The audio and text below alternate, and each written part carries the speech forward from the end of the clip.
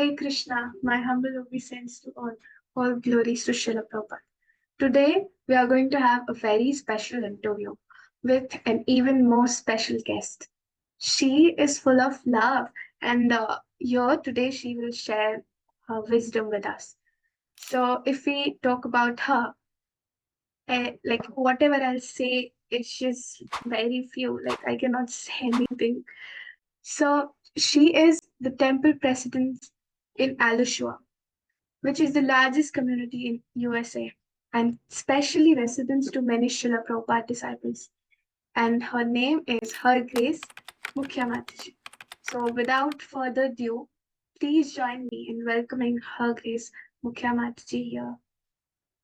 Hare Krishna.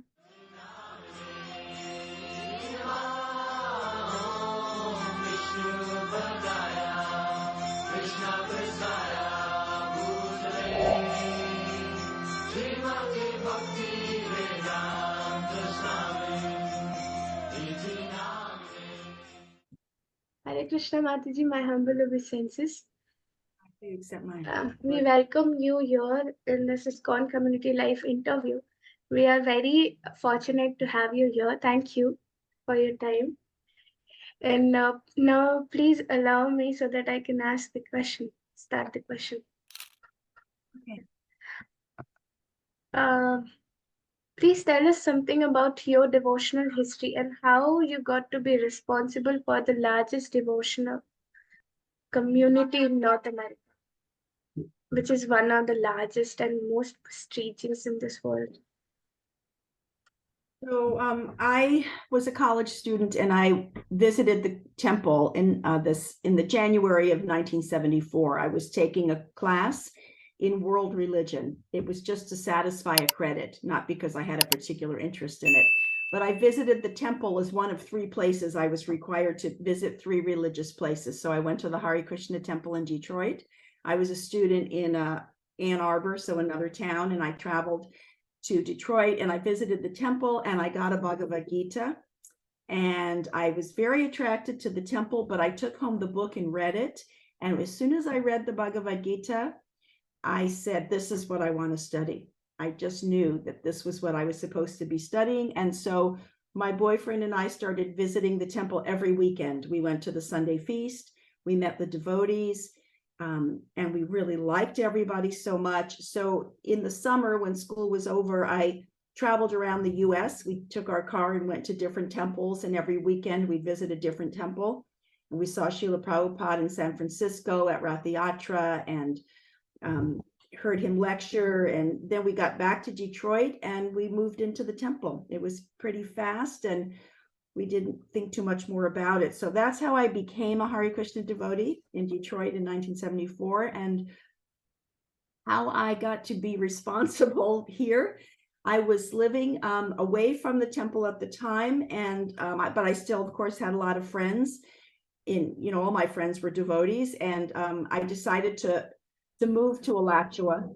Like in that chapter of my life, I just decided it was time, and so I moved to Alachua, and I was put on the board of directors right away. And I don't know, they just asked me at some point, I was asked to go from doing the board of directors to being the temple president. And yeah, because people asked me to do it, I just did it.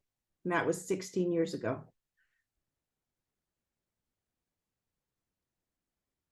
Very interesting. Like Krishna comes like this only into our life very suddenly. Yeah, well, yeah. Krishna is in control of everything. So he knows when you're ready for different things, and that's when he gives them to you. So in your experience being a woman, what was an obstacle at those times? Like being a woman is really different than men, and you're managing such a big thing. And how are you able to manage? Okay, well, first of all, if you mean, was it an obstacle to become a devotee, being a woman? Not at all. When I joined the temple, I didn't notice any, I had a wonderful temple president. His name was Govardhan Das. and we were like a family, and he didn't in any way treat women less than men. He just encouraged everyone to do the thing that they liked to do or could do well for Krishna. So, I went on book distribution in the first few years of being a devotee, and so did the men, so did the women. There was no difference. Now, if you mean, is it an obstacle being a woman as a temple president? It wasn't that easy, honestly, in the sense, especially in the beginning, because some men took exception to that. Mostly the older devotees. The younger devotees thought it was no big deal, but the God brothers, some of them were very opposed to the idea, and they let me know that they did some things that were not very nice, but you persevere. One time I came to one of my friends and I was really upset, and I said, these people are giving me a hard time. This one is saying that thing, this one's saying that thing, and I thought she'd be so sympathetic with me. And she said, you just have to develop a thick skin. She didn't give me any sympathy. She just said, this is what you have to do. And from that point on, I just let these criticisms roll off my back. But it's been a lot of years. I've been doing this for 16 years, and we've made a lot of different kinds of progress in our temple. So I don't feel like it's a big obstacle anymore. But just like in the outside world, there are men who don't like that women can do a job that they can't even do themselves. Honestly, if men could do the job, they would be doing it, right? Why do they have to ask me? But there are advantages to it also. I think that there are a lot of good reasons why women make excellent managers. So I just look at the good things.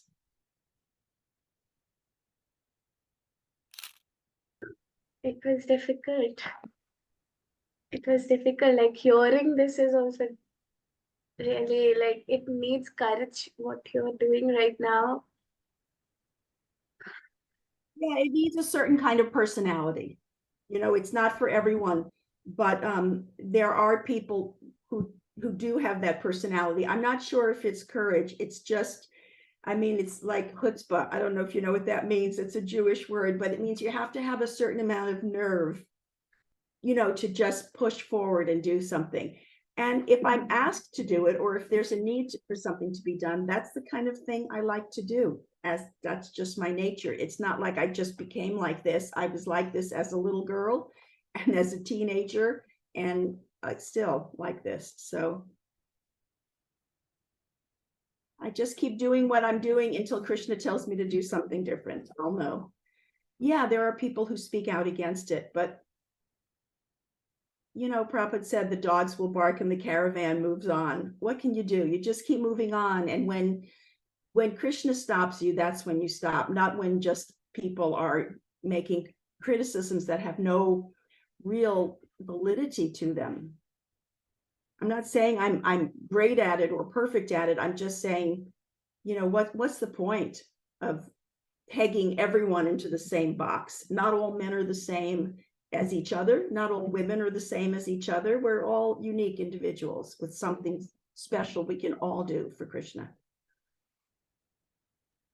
Okay, so you deal with a lot of senior devotees, Srila Prabhupada's disciples also. Does this make this simpler for you to manage? Well, it's both simpler and harder, but I think mostly I'm very grateful that we have so many Prabhupada disciples here. For me, it's a real comfort to have a lot of peers here, people who have much smarter than me, have done much more than I've done in devotional service. You like to have people that you look up to around you. You don't always want to have people who are looking up to you. So it's really nice in that way to have a lot of Prabhupada disciples here. And also it really, for me, it maintains the mood of Prabhupada.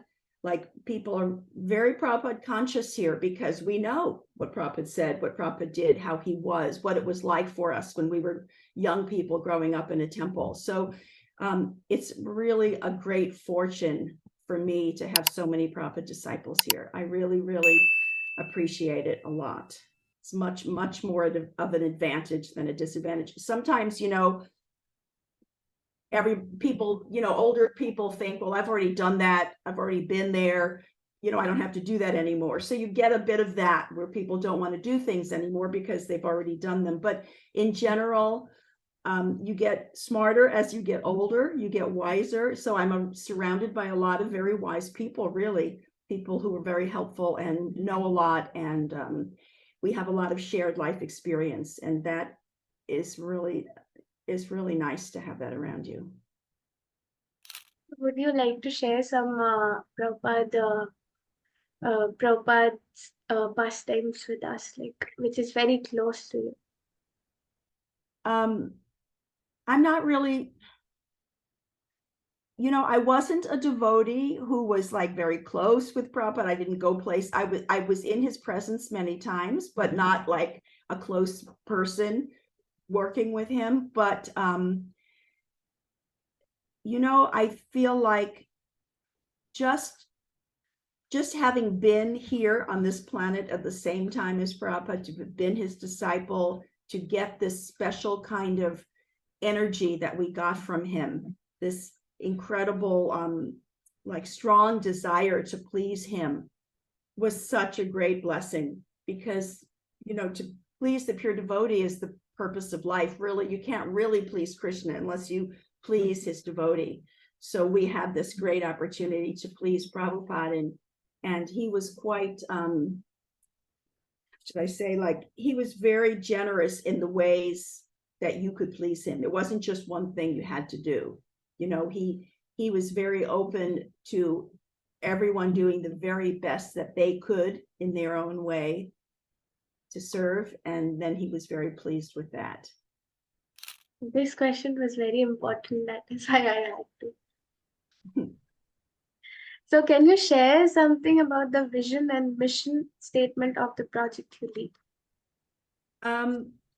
Well, the vision for me has always been to sort of maximize what we have. So we have this piece of property. We have, we're in a certain location. It's not like every temple is the same. You can only, you have to do the best you can do with what you have. We have 122 acres in a rural area. We're near a very major university in the United States. We're near, a highway that brings a lot of traffic back and forth. There's just different things that make up, a place. And so my vision is always to maximize that, to like look at the ways that we can satisfy the Krishna conscious needs of a very diverse community of people. We might be the most diverse community of devotees in all of ISKCON. We have a lot of what we call second generation devotees that are the children of Prabhupada's disciples.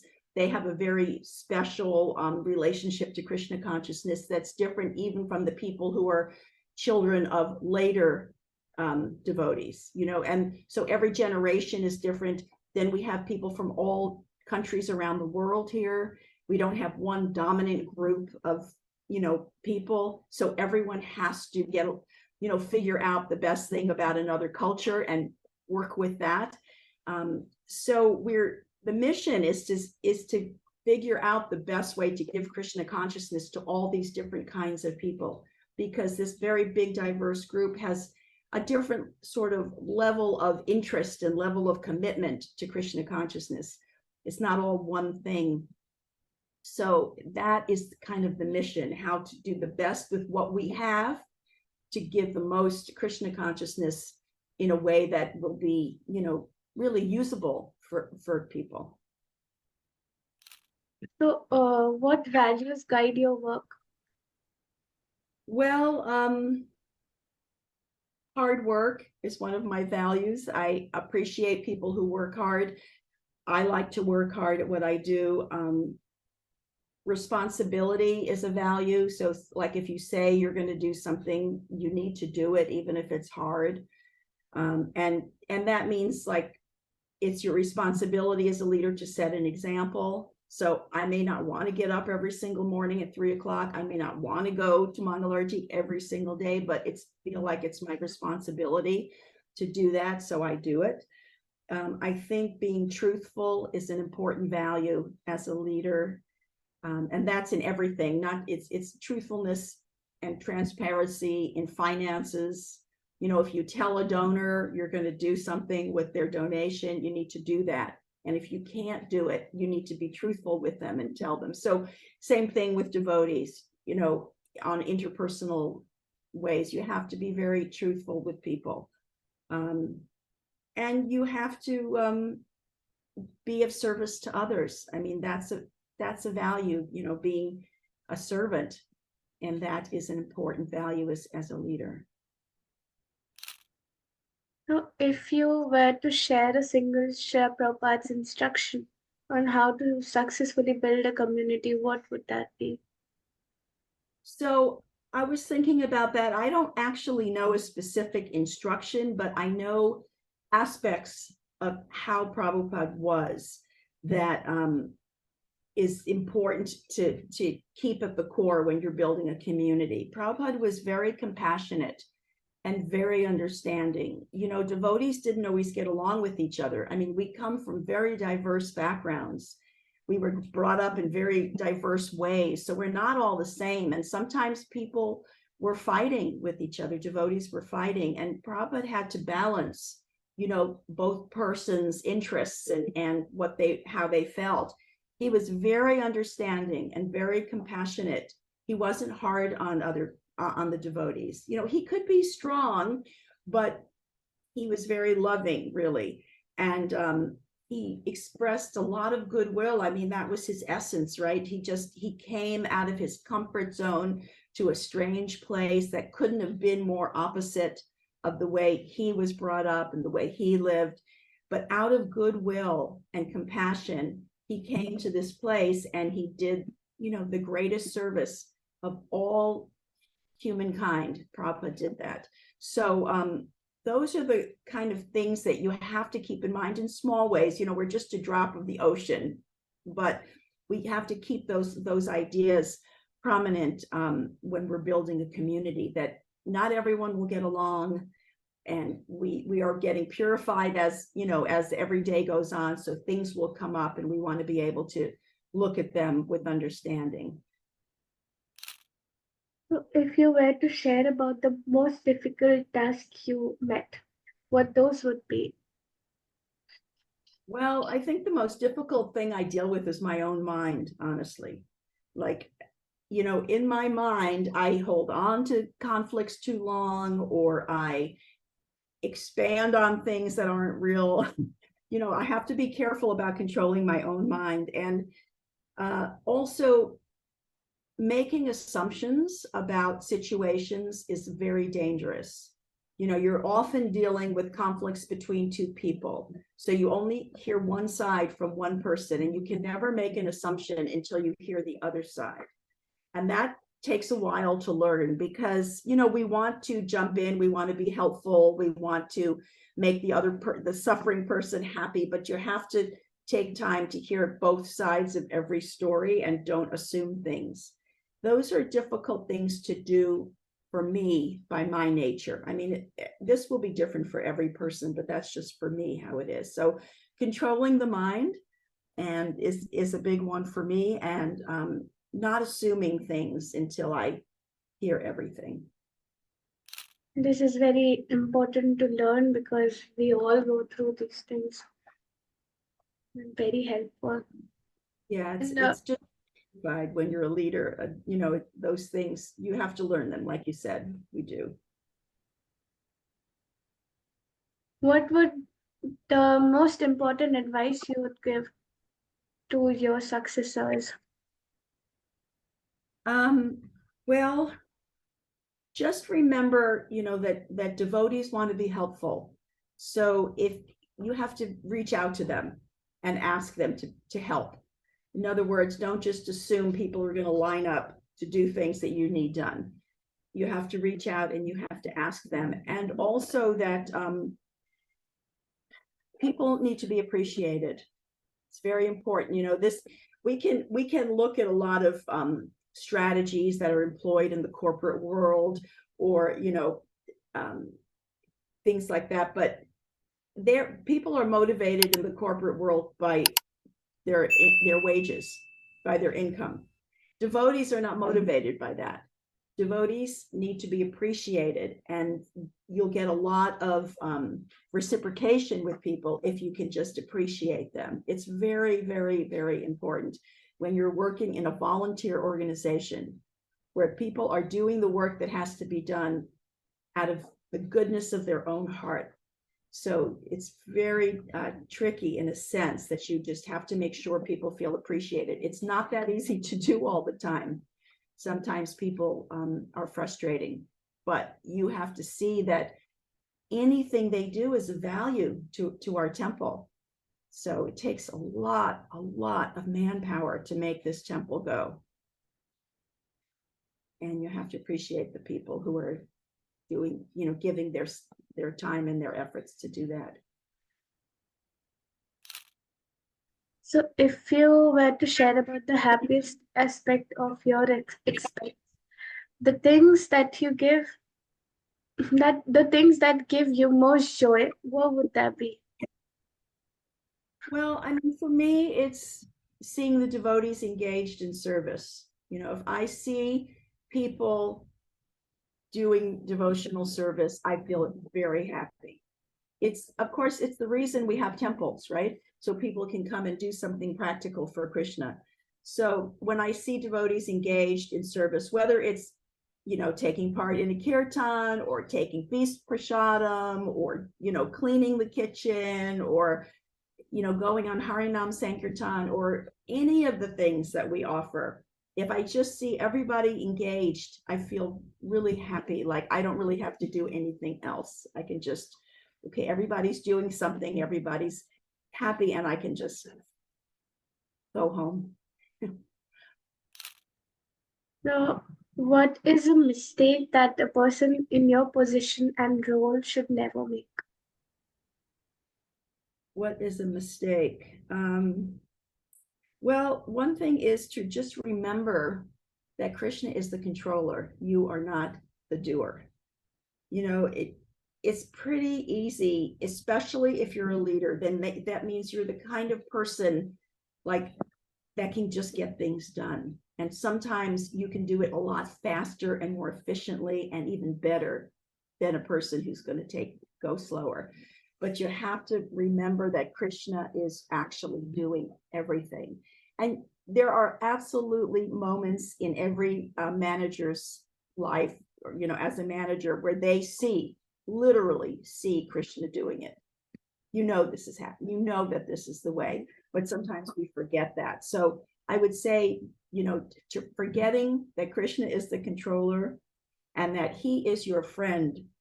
Krishna is a friend. He loves you more than you love him.